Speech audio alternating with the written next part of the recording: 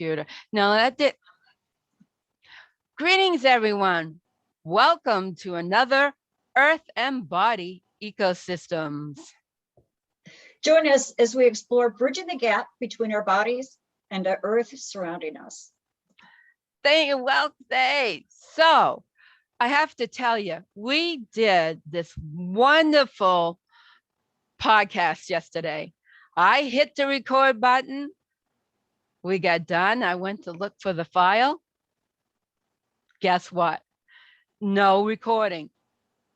So hopefully what we're recording now will get out to you. So we're going to talk about the earth and the vibrational energies of the earth and the bodies, how they have their own frequencies. And we're also going to speak about my journey with Lyme disease. So first, I want to tell you where you can find our podcast. This podcast is on all podcast platforms under Earth and Body Ecosystems. We also put it up on our own personal YouTube. Mine is wonderingwildwoman.com. No, that's my email address, and I'm all messed up, but that's all right. I'm not going to stop.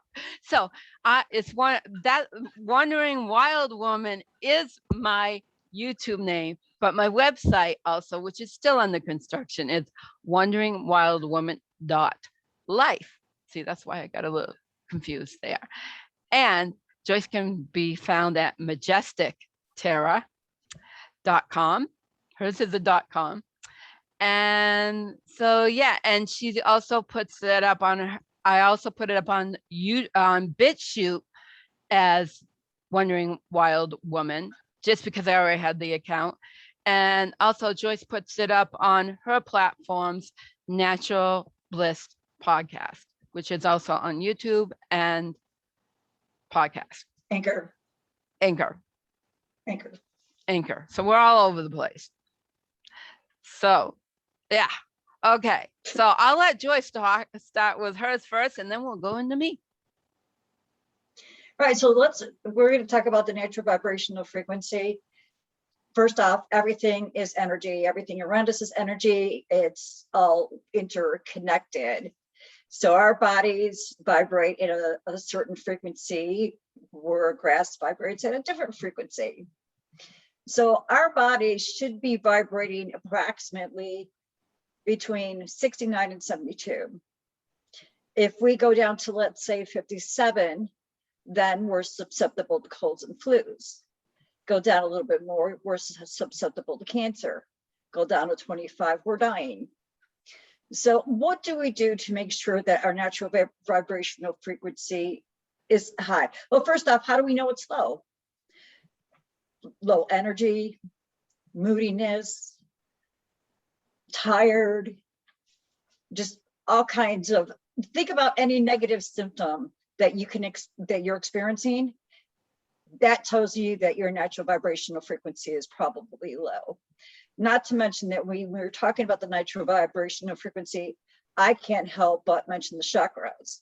So there's 7 basic chakras, starting at the top of the head, ending at the base of the spine, but like by the tailbone. If those become blocked or out of balance, we can experience various illnesses. So let's say, for instance, your throat chakra. So you feel like you're coming down with a sore throat. It might not be that you're coming down with a sore throat. It might be that it is blocked and it needs to be cleared. So how do you clear it? That's easy. There's various YouTube channels where you can get a guided meditation specifically geared towards the throat chakra or any other chakras. Other ways that we can do it is by eating the foods that are the color of the chakras. So this chakra is blue. So maybe eat some blueberries, make it a point to eat blueberries or anything that's blue. Use crystals. Also, another way to raise our vibrational frequency or cleanse and clear our chakras is through meditation. Again, there's various guided meditations on YouTube where it will guide you through clearing out and reactivating all of the chakras. So that's something you could do too. So Heidi, what do you do to raise your vibrational frequency? Meditation, I think, is I've had I participate to the best of my ability in Kundalini yoga. I'm not that flexible, so I am not sitting in the classic yoga pose. I'm often sitting in a chair, but I find even I participate as much as I can, and we go into a meditation that really brings me in deep, and I find that is amazing, and I can feel it. I can feel being uplifted. I can feel my light being, my energy, my light around me. I can feel that it's brighter when I participate in that. And that's one thing. Walking in Mother Nature is so important for us. It reconnects Yes. because Earth has her own frequency and her own natural vibration. And right now, she's vibrating at 7.83 megahertz. That's her vibrational frequency. And even though it sounds like I believe we're more in sync than the frequencies tell us, because we can measure things on a certain level, right? But we don't, I think science is far from measuring things down to the nitty gritty. So I believe that we are very closely connected. And it's proven that when the energy of the earth changes, it affects us. Just think about how when you're out, when it's and it's been raining, and when it's rainy outside, right? You're kind of down. But if it's a nice sunny, dry day, not human, but a nice sunny, dry day, you feel pretty good. Your energy level goes up. So you're affected that way. And also there's a thing called the Schumann resonance. And that's kind of like more the magnetic sphere. It's the energy surrounding the earth, and that fluctuates all the time. You can have big spikes and you can have low spikes. And there are a lot of sensitive people that, and I probably do, but I don't pay any attention. I'm looking at the readings of the Schumann resonance that will experience ups and down that correlate with the ups and down of the Schumann resonance. And that's something you can look up online, and you can even see the graph and everything. I think NASA has one of those. But like I said, that's the way we measure it. But I don't think, I think there's more, okay, let me put it this way. I think there's more frequencies and more vibrational energy out there than we currently understand. So that even though there's a difference between human and the Earth's vibrational field, there's a connection, and there may be another frequency that we are much more in tune with, and maybe something we've lost along the way. So, yeah, Joyce? So some other ways that I'd like to raise my vibrational frequency is, Heidi had mentioned yoga. I'm not a fan of yoga. I don't like to do yoga, but Heidi does, and that's great. And I love the fact that even though she can't do it the way that the way that they're doing it, that she's not letting it stop her, she's finding a modification. And that's real important, that when you want to do something, whether it be exercising, yoga, anything that you want to do, if you're struggling to do something, find a modification, something that feels good for your body. Just don't give up and be like, I can't do this. You can do it. You're still going to get the benefits. So Qigong is something that I like to do. And not only do these things, the Qigong and yoga, not only do they raise your vibrational frequency, but it's also massaging your internal organs. It's also created neurotransmitters and hormones that we need for good brain health. So there's multiple benefits outside of just going ahead and raising our natural vibrations, raising our natural vibrational frequency. Another thing that I like is I like crystals. I have some shungite here with me, and this protects me against the electromagnetic field. which it comes to us in the form of various electronics, also all the wireless stuff we're bombarded by. So this shields us. This shields us from the electromagnetic field. It helps to protect our natural vibrational frequency. So, and I do sell shungite on my website. You can go to hborganicskincare.com. You can also get it there through majestictira.com. So you can go there. I sell necklaces, and I sell bracelets, and I sell various other shungite products. You can get those and also other crystals. And this is going to help to raise your vibrational frequency. Do you want to add anything to that, Heidi? Yeah, and like you were asking me, also there's a thing now, and it's a thing, and it makes me laugh because I did it growing up. It was a natural thing, walking barefoot on the earth. It has now become a tagline of, and they're calling it grounding, because it helps really balance your body. And I noticed that, and we'll get into a little bit later, but I love walking barefoot. And right now, the main thing that is we got porcupines all over the place, and then stepping on a quill would not be fun because they do happen to leave them behind once in a while. So for us down here, it's ants. Yeah. And the ants stopped me from walking barefoot. Right. And at first it was the ticks because they're really plentiful right now. And I got over that. I said, well, if I'm barefoot and my legs are showing, then I'll be able to see if something climbs on me, you know? So that's kind of stopped me. But I noticed just one day where I walked out to the garden barefoot, I felt more balanced. I felt more grounded. So obviously we have this interconnection with the earth, and because we've become so civilized, so to speak, or uncivilized, I would say, more accurate, because we've losing the connection between us and the earth.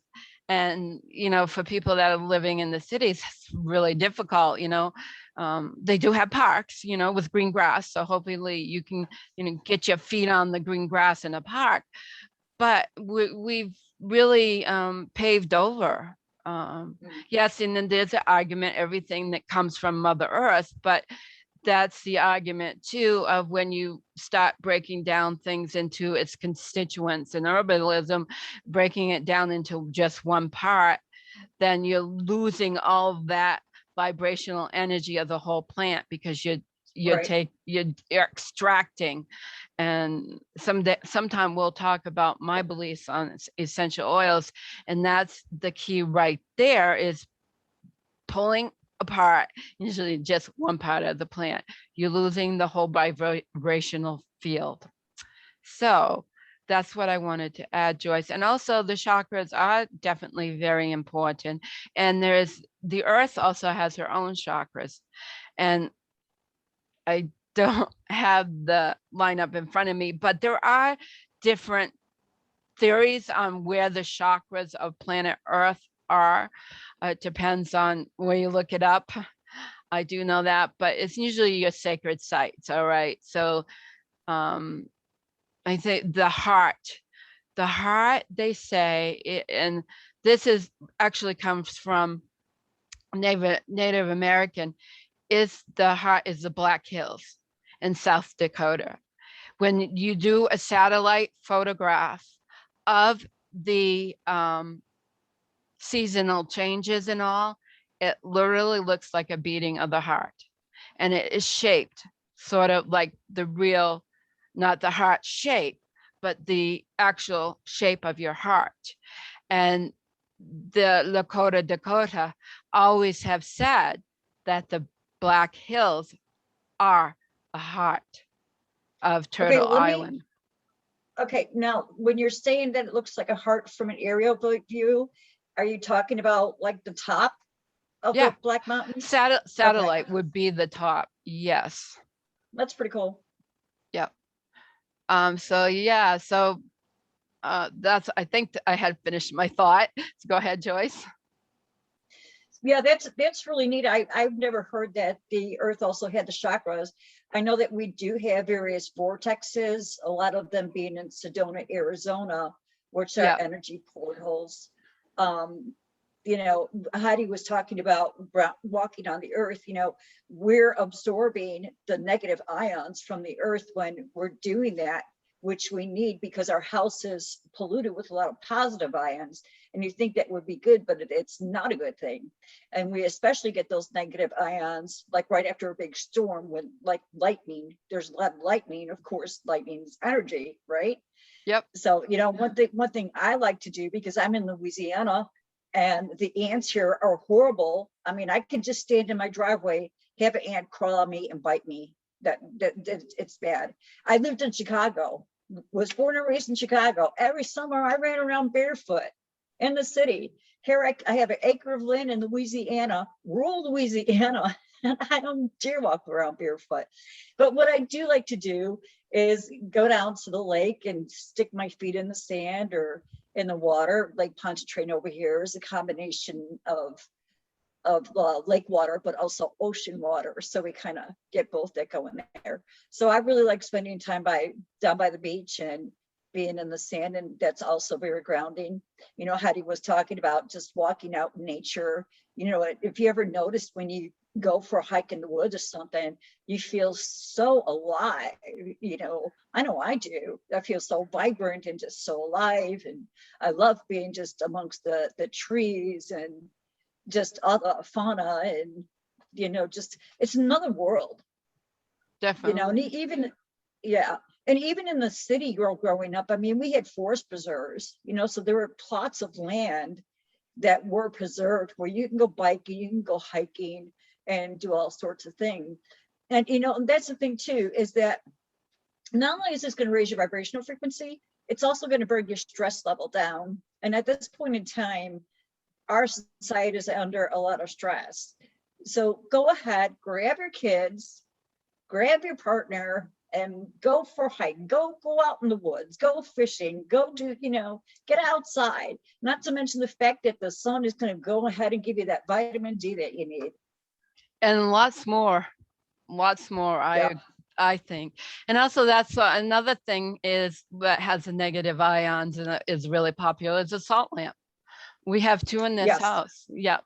And then usually on all the time. And those are really great to lift your spirits, anything. And the light of the salt lamp is very warming and it's calming, and a lot of people have them in their bedrooms with, and they could sleep with that on. I do.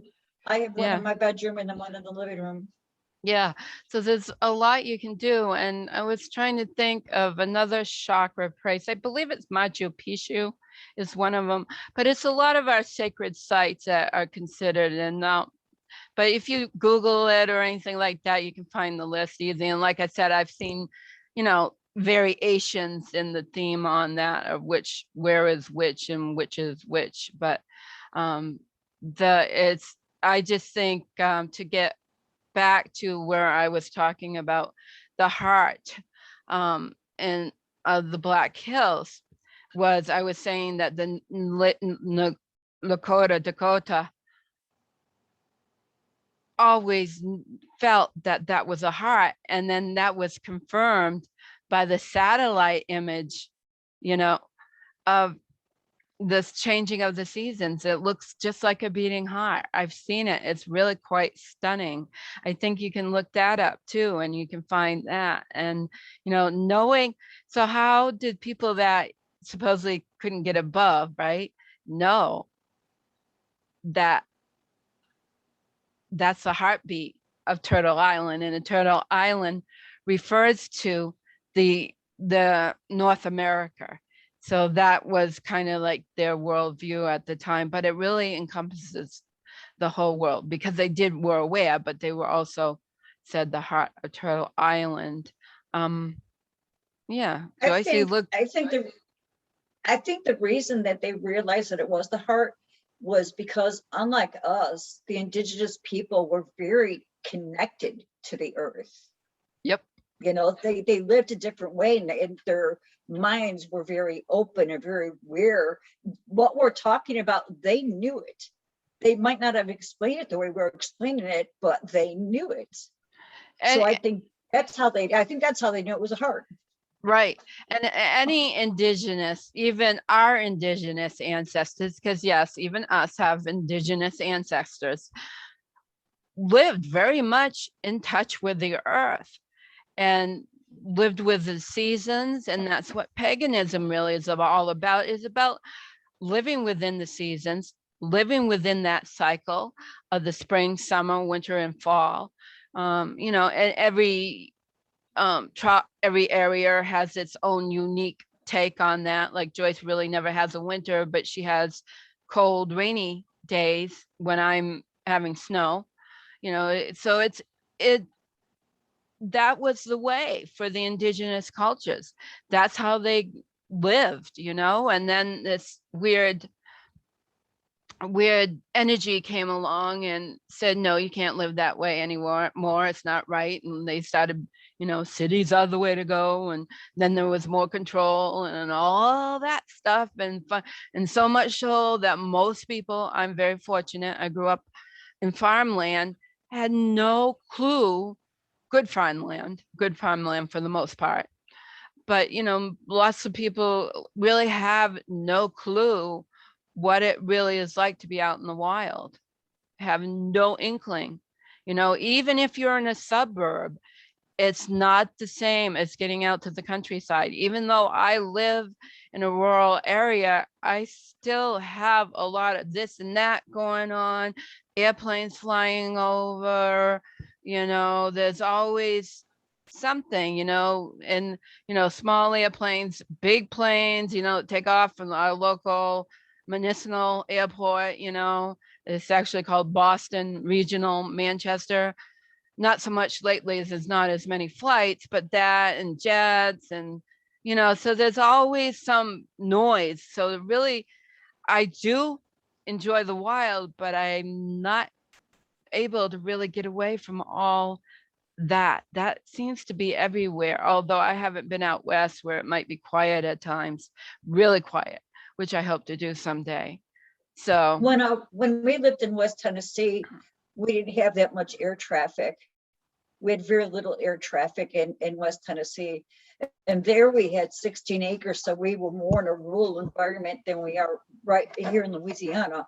Now here in Louisiana, we're not far from, it's not a naval base, but in a small airport, and there are military that fly out of there, and the copters will be flying over a house doing their routines or whatever it is that they're doing. So we have a lot more air traffic here than we did in Tennessee. Of course, in Chicago, I wasn't too far from O'Hare. So, we would be outside talking. We would actually have to be quiet and wait for the plane to pass before we could start talking, and we couldn't hear each other. Right. I'm in New England, so New England is definitely a pretty busy corridor. You got a lot of comings and goings, from Boston, New York, whatever, and they do fly up to the big cities in Canada, like Toronto. Even our mail gets routed through Toronto. Did you know that? Our mail gets routed through Toronto, Canada. How separate are we really? That's food for thought for that. But Joyce, did you want to continue with vibrational frequency? Well, I mean, we were talking about planes and things in flight. So I think that, we should switch over to flying things and how dangerous they can be. And Heidi knows a lot about that because she encountered some flying things, creepy crawling things in her neck of the woods that aren't very pleasant.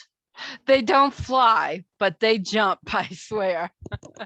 Okay, they jump.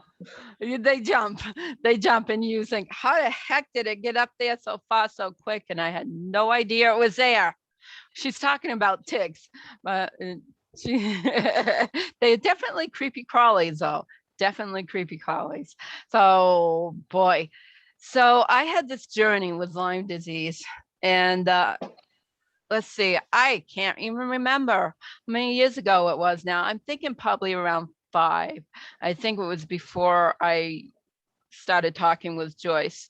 So I was dyeing wool at the time, so I was going out gathering a lot of plants, you know, especially goldenrod. That was really easy to dye with, and it's fun to dye with. So I wasn't on trails. I was out in the pucker brush, what we call it around here.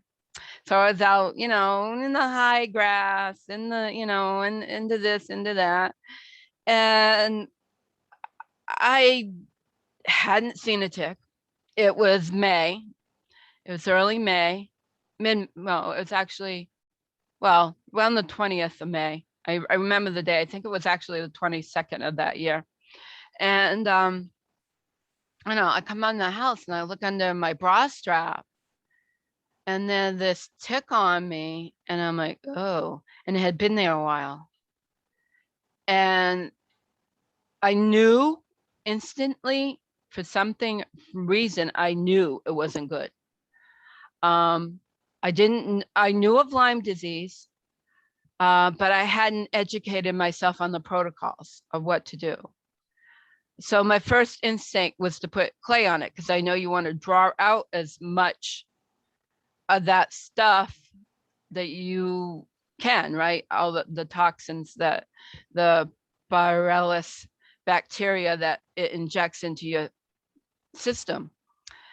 And I did that, and then things really got freaky.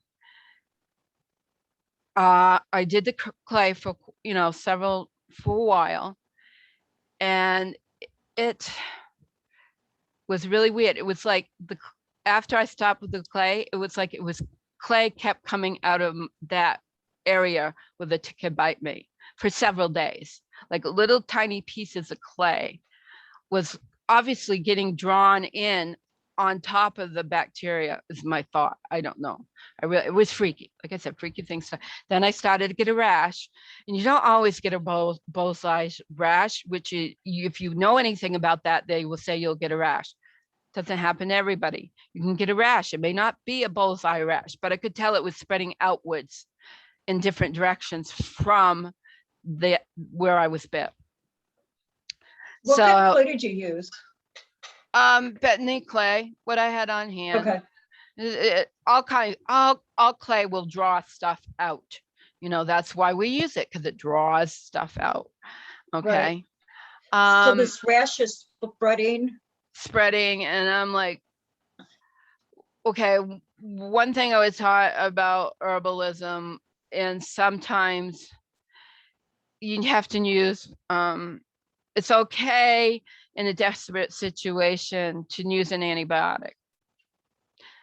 And I was like, okay, I'm going to do that. So I went to my doctor, and they confirmed that it was Lyme disease, but I'm highly allergic, and I didn't want to be on them for long term. I couldn't be sick, because I get really sick. So I knew I would not do it long term. It was going to be a one-time shot. And that's what I did. And then I got into I'm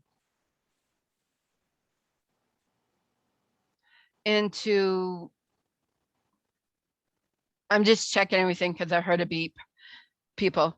So then I really dug in. I'm an herbalist, so I went to herbalism. I dug in. I asked one of my mentors, what do I do? I said, I did one round of antibiotics. I'm not doing anymore. And so I found a company close by, because this other herbalist had also dealt with Lyme disease.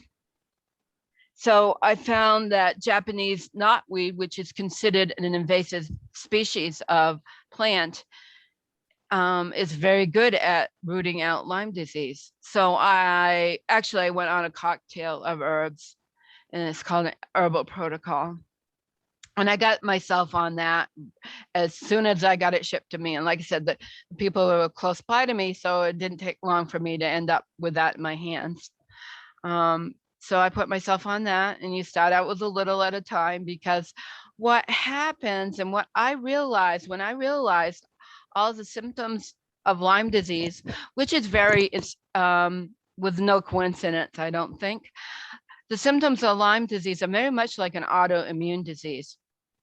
So I'm looking back and I'm thinking, you know what? All these symptoms that I have, I've had for a long time. Okay, the fatigue, just I can't think in my brain at the moment everything I went through, but it just made sense. And so I delve in, and it took time. It didn't happen overnight. What I suffered from at first was some vertigo, and you know, actually I had hyper energy at first, and then that switched to chronic fatigue, and that lasted a good 10 months. I would get up in the morning and like,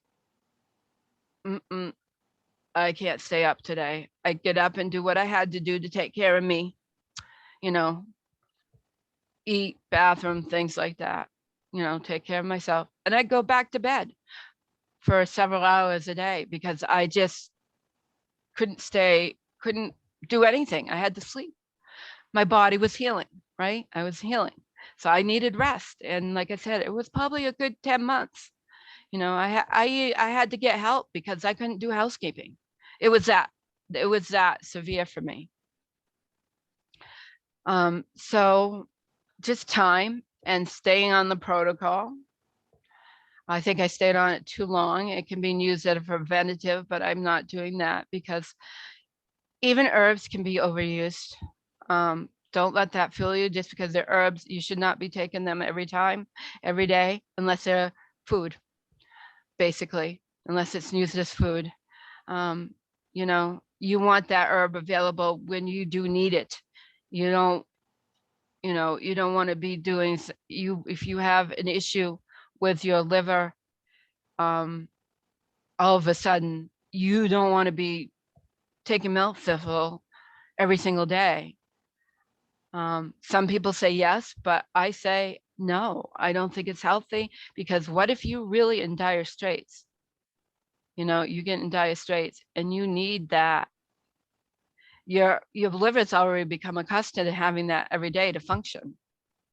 It's not really So functioning. let me ask you this, Heidi. Outside of the Japanese knotwood, what else was in that protocol that you were drinking?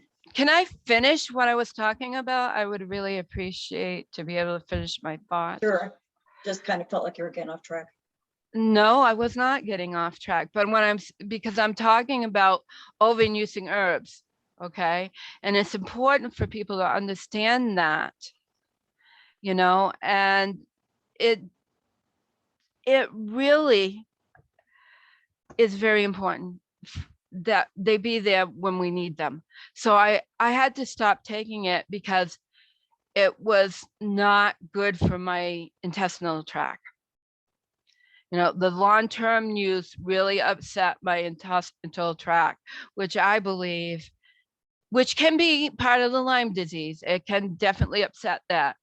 But I also think because I had used that for so long and it's made with alcohol, that it was irritating my intestinal tract. So basically my body told me you have to stop with this. And so I did. And that's my point, Joyce. That's why I'm bringing that up, because personally I've experienced overuse of herbs.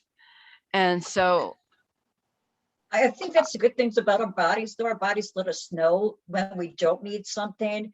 You know, like I take supplements, and there's times where it's just like I realize, you know what, I don't need to be doing this right now. I don't need this today, or I don't need this the next day. You know, so our bodies talk to us, and it's just like when, you know, I was food. You know, our bodies tell us, you know, I don't like the way that this food is, that this food does this and this food does that. And supplements, herbs are the same way. So we have to listen to our bodies, as Heidi did when she realized that, wait a minute, something's not right. I have to back off. right, exactly. But now it's there if I need it. And if we have in New England, we have a very high tick population. And so mostly what carries Lyme disease is a black tick or the deer tick. Mostly what we have a very large population of right now is the wood tick or dog tick. The dog tick is less likely to carry Lyme disease, but it is apt to carry other Borrelia species of bacteria, which is also known as Rocky Mountain fever. So the protocol for that is actually, this is what I instinctively knew about the clay, getting back to that, was that the clay does help pull it out, but it needs to be mixed with Japanese knotweed or Andogaphris, which is a Japanese herb. And they really recommend the Andogaphris, which you can find in most health food stores in a tincture. And you mix that in with the clay and you put it on when the tick bit you, and you leave it for 24 hours. Excuse me. So that brings out the stuff. And I think it's Michael, I should have brought my books with me, but anyway, it's really proven to be highly effective, especially if you catch it early and it's just started to bore in. Like with me, I knew I was in trouble because the little tiny butt was sticking up and it had its head way down. So that's one way you tell it's been there a while. Okay. And usually with the wood ticks, and we've done several podcasts, I'm sitting there and, oh my God, there's a wood tick on me, right? And it doesn't take them long to attach, but it would take them long. It takes them a while to turn and really have the head in, because they actually get the head into your skin layer. And that's how come it can be so disruptive. We were talking about, so you wanted to know about the herbs. There's a myriad of them, and there's also a myriad of them that are more personal for each person. The protocol I took with a specific set, but I also took St. John's wort because that's one of my herbs. It's an herb that has an affinity for me. And that's also good because that's good for the nervous system. So I learned, and eventually I got well. And at that time, I started feeling better. My dog barked, sorry about that. Made me jump because I didn't expect it. So over time, I got better, and I actually started feeling better than I had in like 10 years. Literally, this is no lie. I had more energy, and I felt really much well, I'm struggling this year, but that's another story. I'm at a Saturn return. So, every 28 to 30 years, you go through diametrical changes. And I can attest to that because that's happened to me. Joyce? Yeah. So the Lyme, there was a town that you were talking about in a previous conversation. Yes, Lyme, Connecticut. So the theory is that Lyme disease, well, it's more than a theory, okay? It's pretty much well known that there was an island off the coast of Long Island, which is in the New York Sound area, okay? Southern Connecticut. So there was actually an article in Yankee Magazine, which is a local magazine to New England and is very popular, actually. And this article stated that there was several testing that was being done with ticks, and then they were injecting them with these bacteria, and they wanted to see how it affected the deer population on this island in Long Island Sound. Then suddenly, people in Lyme, Connecticut, which is on the mainland, all right, not as the crow flies, so not far from this island, and people started getting sick and coming down with severe autoimmune issues.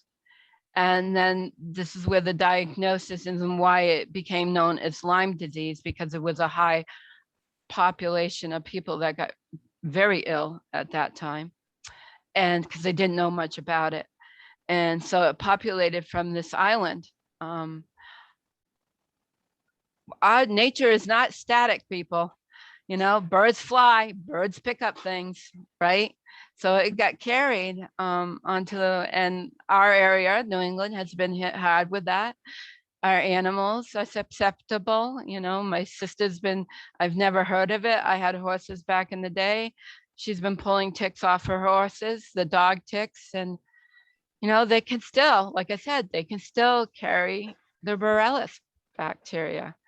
And, you know, I could really go into this in more detail. And this is where, if you really have listened to this far, please like, comment, and subscribe, because I want to hear your thoughts about this, because I can really do like a whole deep dive. I just didn't, you know, like this is kind of like on the fly because we lost our podcast yesterday.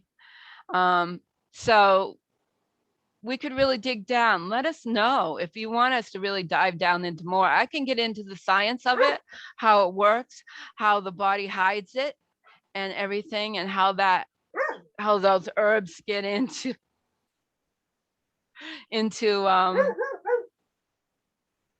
the body and help dispel all that stuff, because it works on other things too.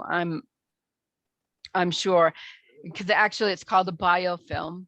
So your body creates like a film around the bacteria to protect itself. And this biofilm is what causes the inflammation and causes all the issue. And there's other things that cause biofilms. So what these herbs do is they break down that biofilm, and so your body can naturally eliminate it. So any disease that creates a biofilm, this herbal protocol, I believe, from my own experience, can break that down. Maybe I had some other type of biofilm in my body that was causing similar symptoms from the Lyme, right? Like the Lyme. And when I started on that protocol, that's why I felt really well, because it was breaking up the biofilms that I may have had from my mercury fillings, that can cause biofilms, as Joyce has told me from her experience with her husband. So, you know, maybe that helped get that stuff out of my body. And that's why I found a lot better wellness after Lyme disease. My dog's putting on a show in the background. And I just want to say to the listening audience, if there's a topic that you want Heidi and I to cover that you'd like to know more about, you know, drop us a line and let us know that you're interested in this topic, or you'd like, even if you'd like just to have our thoughts and opinions on it, you know, leave us a comment and like, subscribe, share, ring a bell, you know, just keep on watching. Actually, because you never know what we're going to talk about. This is true, because to us, earth and body encompasses our whole being, our whole cosmos. That's why we're not, you know, so that's why we've talked about paranormal, UFOs, mediumship, things like that. We're not, you know, it's all because it all affects us. What Right. affects our body, what affects our earth, is what we're all about. And it's really just bringing that all together and how it affects us as a whole, us as a being and our earth as a being. Because and maybe sometime when we do just us two, I can delve down in the way we trash Mother Earth all the time. We are trash talking.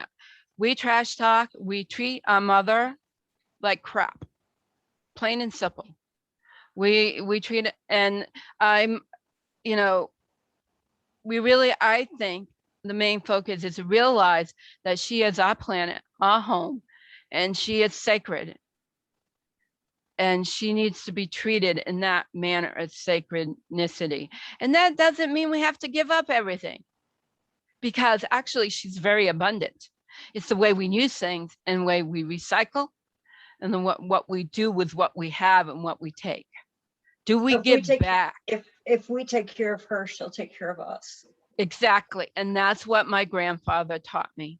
he taught me that if you take care of the land, it will take care of you.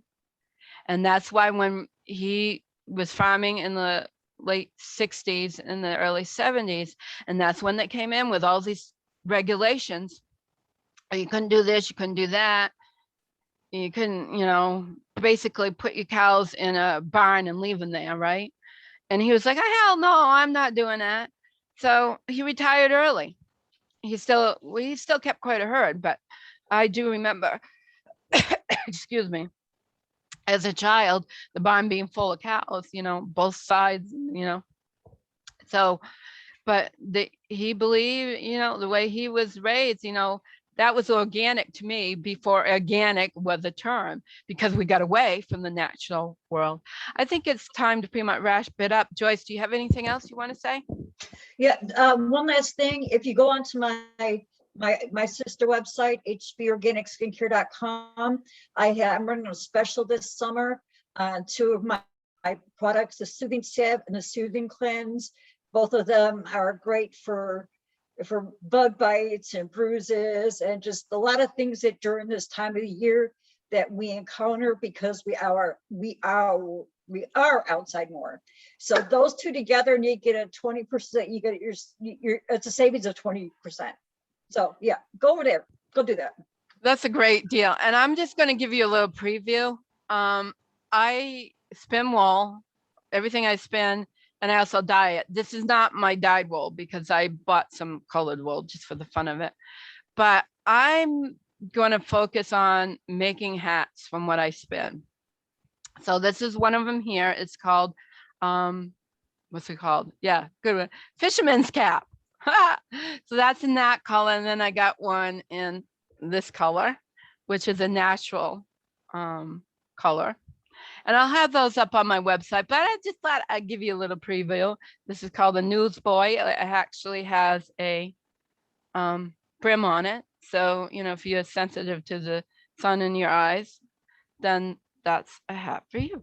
So I'll get that all up. And also you can get readings from me. All you have to do is email me at colorcauldron@yahoo.com, or even Feather Heidi, all lowercase, all one word, my last name first, @yahoo.com. And we can set up a Zoom and we can do a reading for you.